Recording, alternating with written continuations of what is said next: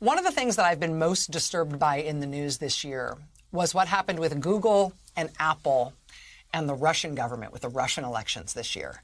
The Russian government went to Google and Apple and told them to take down pro-democracy apps run by the opposition candidates in Russia. Google took down Alexei Navalny's YouTube videos.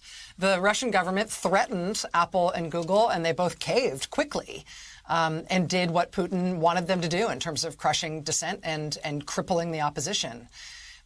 Is there a role for the U.S. government to play to stop American private companies from doing Putin's bidding like that, or for doing things like that for other authoritarian regimes around the world?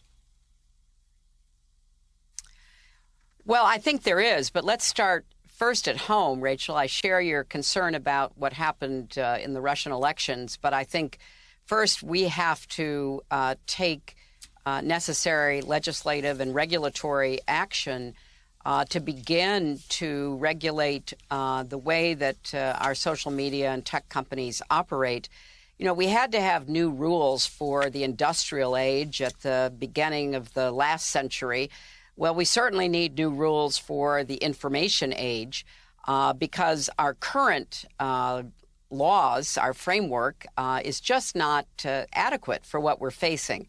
And there are a number of very good ideas about how to both apply existing laws and to fill the gaps that exist so that we can begin to try to rein in some of the abuses of the technology companies, particularly the social media companies. In the absence of that, I really don't know where this ends, because certainly the example you gave is a good one.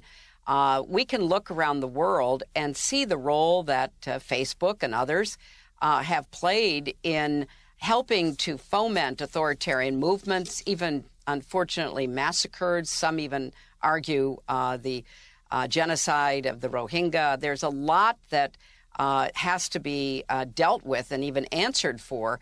But I was disappointed that Apple, which has been a very staunch supporter of independence and really taken a stand against some of the other companies, was in the position you described to give in to the pressure from the Kremlin, as well as Google. So we have to start with how we create a framework. We should work in concert with our friends in Europe who are also looking at a lot of these issues to try to come up with sensible solutions that would be the equivalent of regulation in the information age. I want to mention one other thing that is on the horizon that people are only beginning to pay attention to, and that's the need to regulate the cryptocurrency markets. Because imagine the combination of social media, the algorithms that drive social media, the amassing of even larger sums of money through the control of certain cryptocurrency chains. We're looking at not only states such as China or Russia or others manipulating technology of all kinds to their advantage. We're looking at non-state actors, either in concert with states or on their own, destabilizing countries, destabilizing the dollar as the reserve currency. There are so many big questions that the Biden administration must address. I just don't think we have much time, and therefore I hope from everything I'm hearing from them that that's exactly what they're going to try to do.